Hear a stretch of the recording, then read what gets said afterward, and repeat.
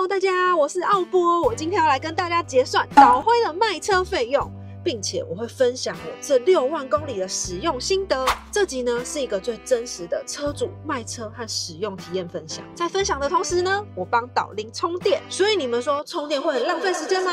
不会。等充电这件事情有存在吗？我根本不觉得我自己在等。我刚刚在塞的时候呢，它就已经快要充好了，我们又要换地方了。不行，现在快要充到80%了，我还是换个地方继续跟大家说。首先呢，我的车子是给原厂收回的，所以我现在来分享一下原厂收车的流程。一开始呢，先在 App 上选择车辆回购，然后依照它的指示做一些拍照啊，填写一些资料。你还需要填写里程还有车况。大概等3个工作天呢，你 App 就会收到通知。那这个通知呢，就会告诉你说你这个车子价钱是多少。如果你同意的话呢，你就直接按接收。我同意了，卖出。选接受之后呢，他们就会有二手车部门的人跟你电话联络。这个时候呢，就会跟你确认你有没有贷款啊，还有你的新车想要什么时候交车，还要跟他预约你旧车要开回去的时间。带我去特斯拉。最后呢，他就会提醒你当天要准备的文件有这些。旧车收回的那天，现场大概要预留30分钟左右的时间，基本上就是做一些资料的确认，还有他会检查那个旧车的状况。我的导辉呢，检查的非常的快。然后我会稍微往前一点点。好，没关系。然后往前开一点，检查一下后车厢，大概就是这样子。不到10分钟吧，就全部检查好了，没什么问题，车况很好。这个连膜都还没撕就要卖掉。先跟大家回顾一下，我的导辉是2024年12月的时候卖掉的，因为我那时候呢就收到特斯拉的业务寄来一个简讯，就是现在有一些优惠这样。以我本身就是特斯拉车主，旧款的 Model 3换成换新版的 Model 3，就有一些折价的方案。加上我本人已经关注换新版已经很久了，因为它有通风座椅，驾驶感受也比较好。我一收到简讯，我就马上去试驾。其实我没有试驾，因为我那天没带驾照，所以我去试乘。我试乘的那一天呢，我就觉得不管是它的隔音啊、行车质感都有很大的升级，所以我当天马上就跟业务说，没关系，我不用再试驾了，我直接订车。所以我那天就直接订了。大概2个多礼拜后，我就换成了新的 Model 3，也就是现在这个导林。之前我出了一集油车跟电车的那个比较，底下呢超级多留言就说，你干嘛不分享电动车二手价？大家都觉得电动车二手价的掉价才是最亏的。之前我就没有卖，所以我就没有办法分享。但是呢，我现在把导辉卖掉，是很舍不得。但是我现在终于可以跟大家分享，导辉啊，这30个月大概开了6万多公里，全部的花费还有折旧，对我全部都有用 APP 记起来。那这个呢，一定要先讲到电动车的使用。导辉和我相处了大概2年半时间，但是呢，我换了电动车以后呢，我去哪里我几乎都开车，就连我去我家里巷口的那种鸡排店，我也是开车去。所以我的里程呢累积的很快，再加上呢我本身是脱北者，所以我常常就是台北、桃园两边跑。短短的2年半，我就已经累积了6万1000多公里。之前呢我的油车是大概开了快4年，里程呢是8万6000公里。除了6万多公里的使用，我还常常在导辉上面吃东西啊、看影片，偶尔呢我会工作等等的。换了电动车之后呢，我跟车子的相处时间变得更多。我觉得我应该是有把它使用的淋漓尽致啊。只要讲到电动车的二手价，大家一定最关心的就是电池耗损。一定很多人想知道，短短的2年半使用，使用率这么高，里程很高，一定常常充电放电，电池的衰退到底会不会很严重？导辉呢，在2022年 Q3 我交车的时候，它的满电里程是435公里。但是呢，大家都知道嘛，电车随着你开车的习惯不同，车机的记录呢就会慢慢去调整，预估里程多少会有点不一样，多少都会有电池的衰退。之前呢，我有在影片分享过嘛，我4万多公里的时候，满电呢是421公里，导辉在卖的时候是2024年的12月，那时候的满电里程是414公里。所以呢，从全新我一交车到我用了6万1000多公里，总共充了10454度电。这样子使用下来的里程，跟我交车那天的里程大概差了21公里，整个里程的衰退大概是5%。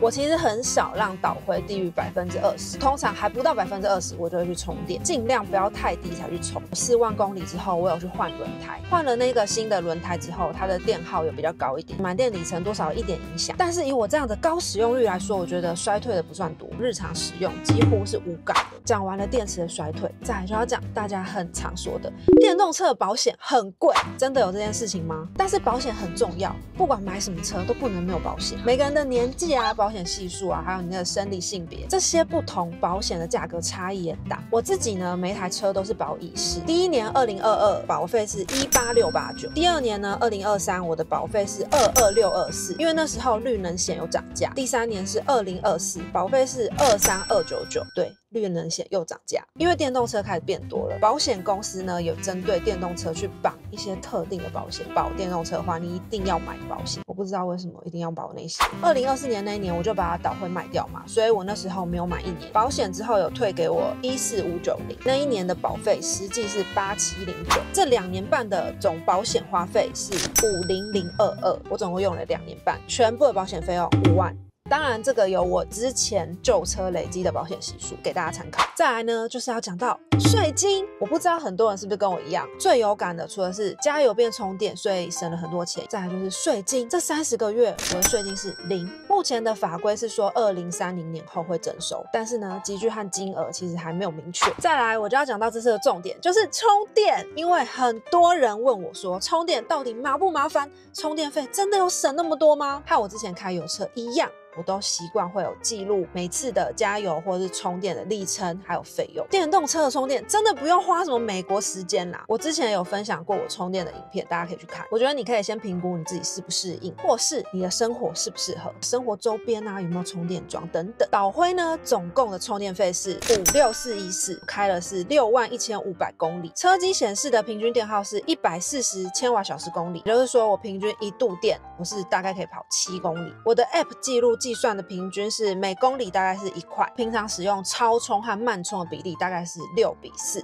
超充6，慢充4。导灰刚交车的时候，那时候充电站我觉得不算太多。我有去充过特斯拉的超充，1度电呢11.5块。现在其实第三方的充电品牌越来越多，而且站点也越来越多，价格呢当然也变便宜了。像现在绿洲啊 U Power， 其实他们有一些离峰时间的电价优惠，1度电呢大概是6点多，差不多呢就等于1公里1块。但是呢，如果你家可以装充电桩哦，那你就省得更多了。等我新家的管委会同意之后，我一定要马上装充电桩。我家人呢现在开的就是旧的 Model 3，这个呢就是家里的买菜车，因为透天嘛，楼下就可以自己装充电桩。1度电呢大概就是台电的基本电费2块多，1年用下来他们的充电花费不到5000块。他们现在已经开了3年了，里程大概是20848。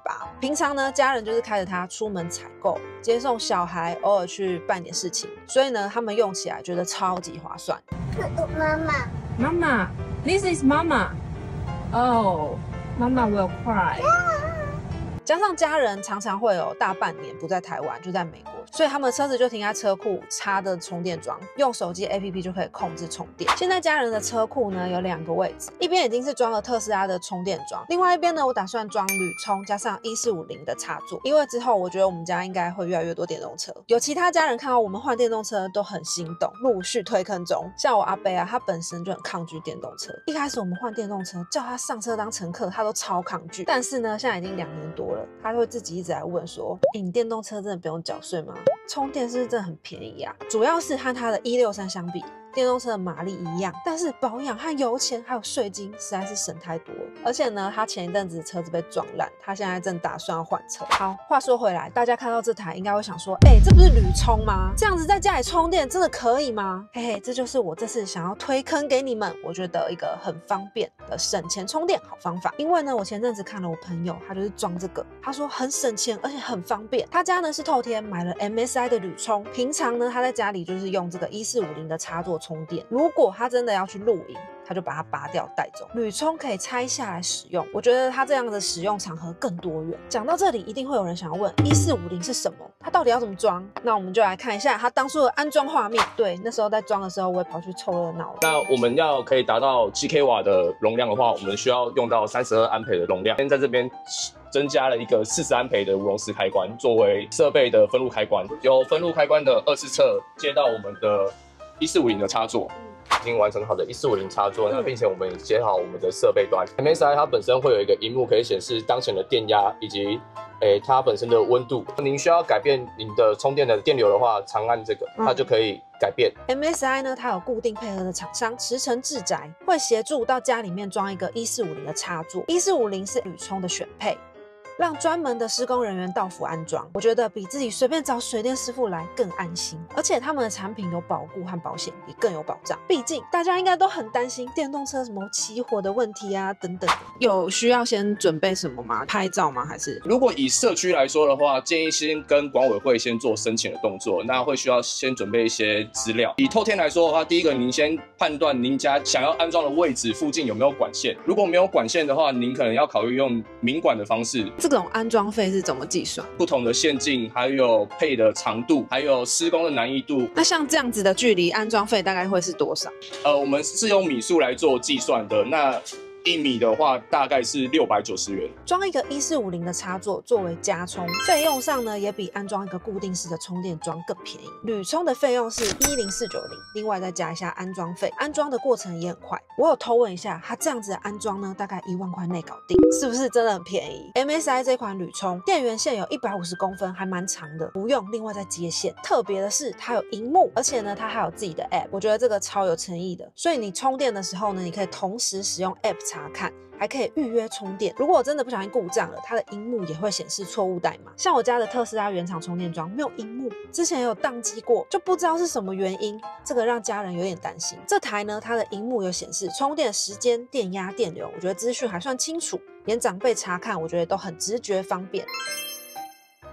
朋友呢是去全国电子买的，今天带家人来看一下食品，再像全国电子这一种大型的通路买，觉得比较放心。家人看过呢，目前他们都觉得 OK， 所以我接下来就要和他们讨论要怎么安装。用1450的插座去搭配铝充，充电功率一样可以达到7000瓦。我觉得呢，作为加充已经绰绰有余了。如果你家也是跟我家人一样，把特斯拉当成买菜车，你这样1周大概充1次就好。但是如果你跟我一样，每天里程都很高，晚上呢你回家就把它插着充电，明天早上一样又可以满电出发。你在睡觉，它在充电，我觉得一点不浪费时间。充电桩呢，不管你是安装在自己家里的透天，或是说你是装在社区，大家最担心的应就是安全问题。除了找专门的充电桩厂商施工以外，产品本身的安全性，我觉得也是一个重点。这个也是我觉得 MSI 比较打动我的原因，因为 MSI 是台湾大厂，这台呢是在桃园工厂制作的，有高规格的认证，产品还另外投保1.5亿的责任险。毕竟我现在是跟家人讨论要装在自己家，家人千叮万嘱跟我说不可以乱选，因为我之前有在虾皮看到一些很便宜的，但是它的来源其实就没有表示得很清楚，好像有点怕怕的。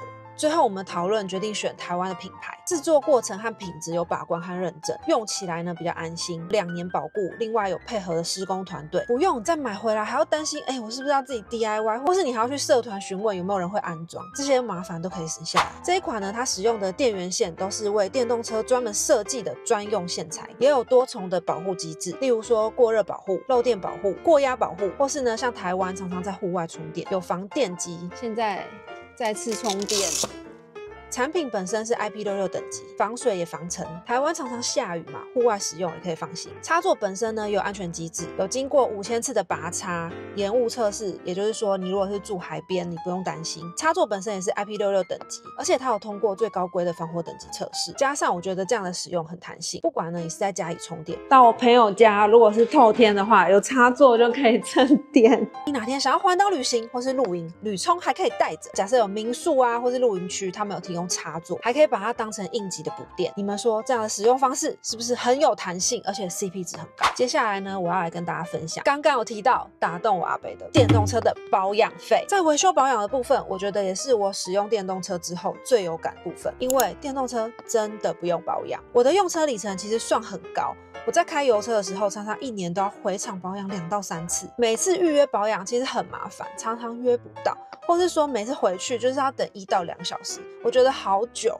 真的有点烦。Model 3呢，我开了6万多公里，只回厂保养1次，就是官方建议的2年4万公里，它的费用也不高，只是底盘的螺丝检查扭矩，还有冷气的滤网更换。像我朋友连冷气的滤网他都自己换，所以呢，他基本上1次都没有回去过。我当时4万公里的保养费用是3330，除此之外导辉呢在4万公里的时候换过1次轮胎，这个我之前影片有分享过。换轮胎之前呢，我有问了一些价格。其他品牌或是原厂米其林的轮胎费用大概是3到4万不等，主要就是看你选择的等级还有品牌。至于呢要开到多少公里才换轮胎，这就跟个人的用车习惯有点不同。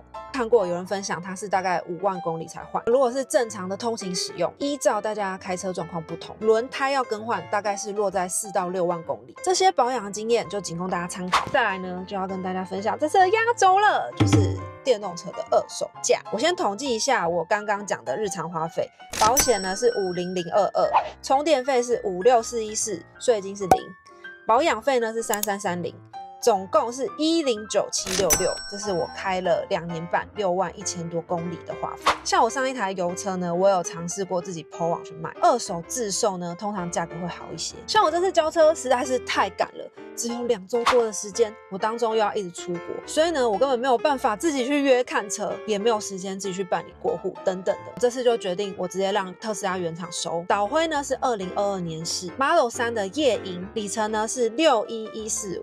原厂换购的报价是102.4万。当初买导辉的时候，那时候 Model 3有涨价过一次，车价呢是173万，开了2年半。6万1000多公里，二手价的部分折价呢71万。如果说你以价格来算，大概是6折。怎么样？有超乎大家的想象吗？我朋友听到我的二手价还有破百，他真的是大吃一惊，比他想的实在是有价值的多。我有朋友是开 BMW 的 iPhone， 他是跟我差不多时间买，他买价是277万，然后用了2年多，大概3万公里，卖价呢是175万。他觉得呢，只开2年，差了100多万，有点多。他卖掉之后呢，换的是 Macan 的 EV。我实际的特斯拉卖价分享给大家参考。基本上车子本来就不是什么保值的商品，如果你真的很介意保值，直接 Google 保值神车哦。把导辉卖了之后，我就有一直持续去关注特斯拉的二手官网。我发现我的导辉呢，上架不到1周就被买走了。原厂的价格是121万，0300也要计较。这点告诉我们，如果你不急着卖车的话，你自己卖价格会好很多。我朋友看到导辉这么快就被买走，他们就跟我说，早知道我那时候102万跟你买了，原厂还要买120万。这次的年底换车用的是特斯拉的优惠方案，原车主复购。导辉呢这种高里程，等于说呢我是用60万去升级成换新版，有通风座椅，隔音和悬吊也升级，后座呢还有萤幕，而且续航也提升，年份跟里程从0开始。尤其是这种科技产品，我自己觉得当然是新版好。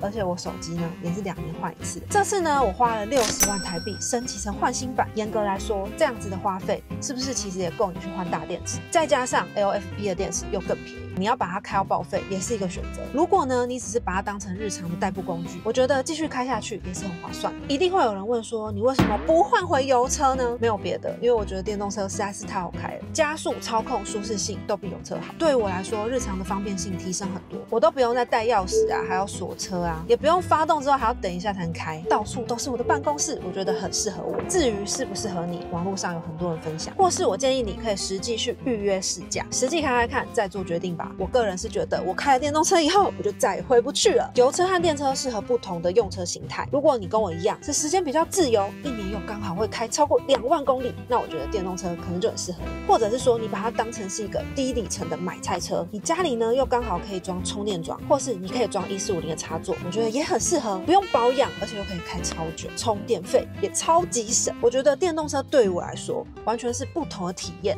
和不同的生活方式。它呢不只是代步工具，尤其是特斯拉还有附加很多优势，比如说行动办公室啊、视听室、游戏室，或是你可以车速，有更多自己的时间和空间。你跟老婆吵架，家里没房间也可以睡车上。为什么我没有选其他品牌的电动车呢？讲现实一点，就是换购没有优惠，而且我觉得特斯拉有很多乐趣，车上可以打电动，配件也超级多。就像很多车友说的，开过特斯拉就回不去了。但其实最主要的原因还是特斯拉的系统最稳定，电池管理系统也是最好的。大家还记得我分享过，特斯拉的配件是一个大坑。如果你像我一样换同样的规格，你很多配件可以继续沿用。但是如果你真的换了别款车，也可以在社团啊或者群组和车友交流。以上就是我导辉换成导铃的分享。看完影片的你，是不是也心心动，想要换电动车了呢？还是说你现在正在留言，我才不要当韭菜，送我都不要，保持还是要选后。